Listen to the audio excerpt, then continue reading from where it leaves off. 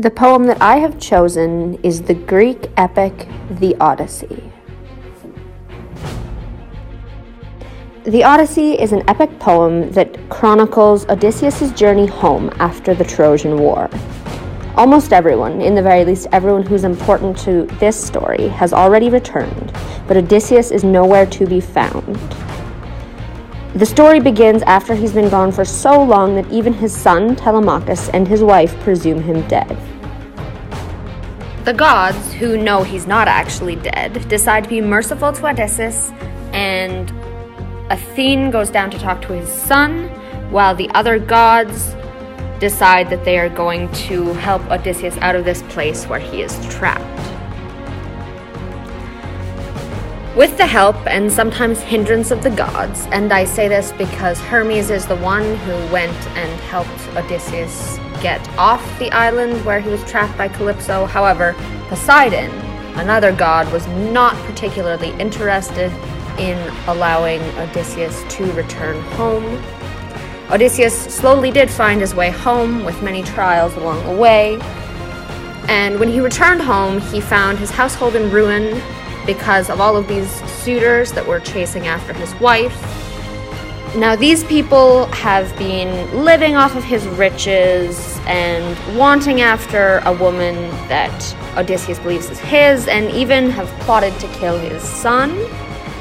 And so Odysseus is angered, and he goes on a massive killing spree and massacres all these people. In the end, Athena must step in again to end the violence, and this too ends our story. The piece of the Odyssey that I've chosen to analyze is fairly early on in the book. It's just right in the middle of chapter 2. So when the book opens, the Trojan War is 10 years done, and the gods are having something of a summit on Mount Olympus, and the topic of Odysseus comes up.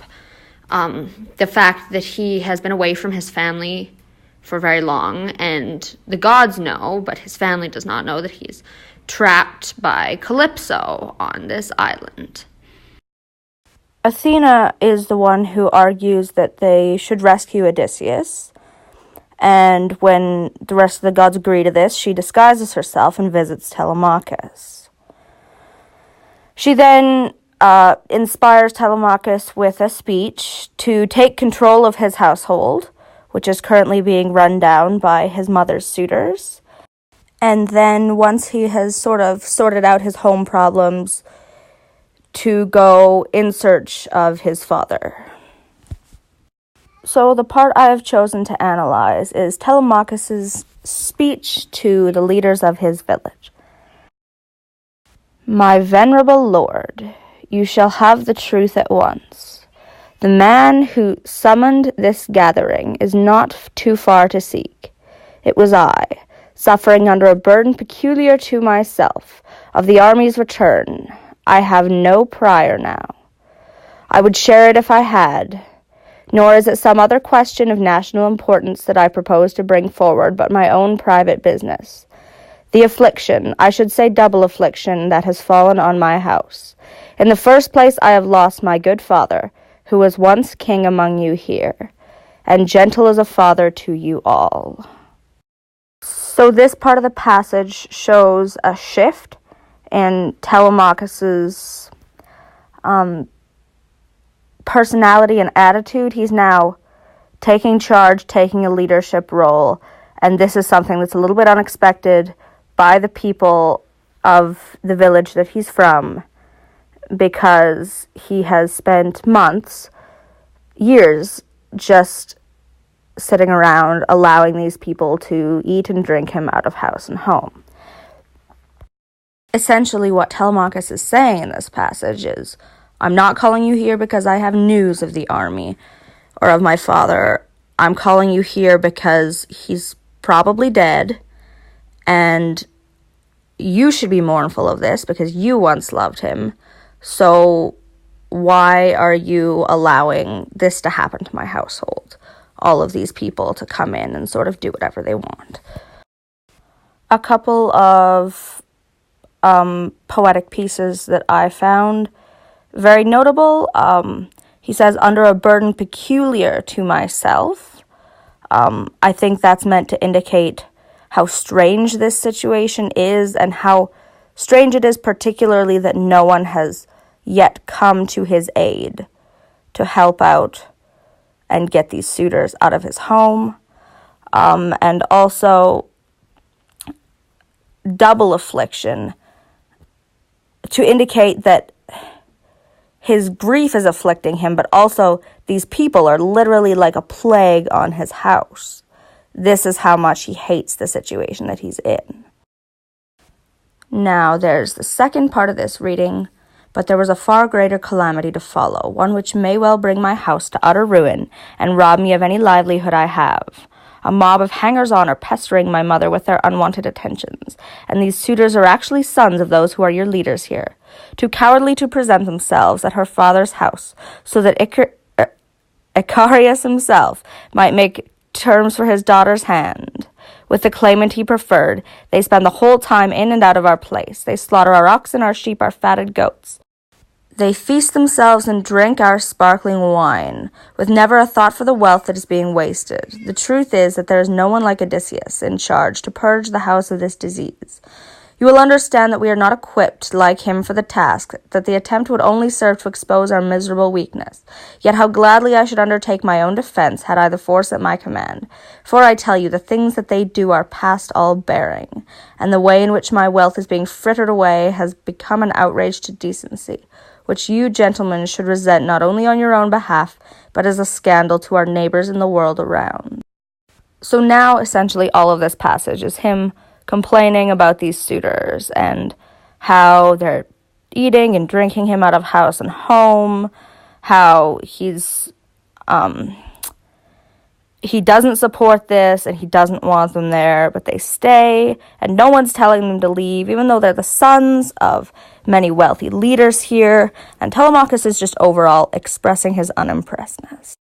First, an interesting historical note, that the suitors, Telemachus indicates, should probably have gone to her father rather than directly to the woman that they are trying to, I don't want to say seduce, but I can't think of another word for it right now.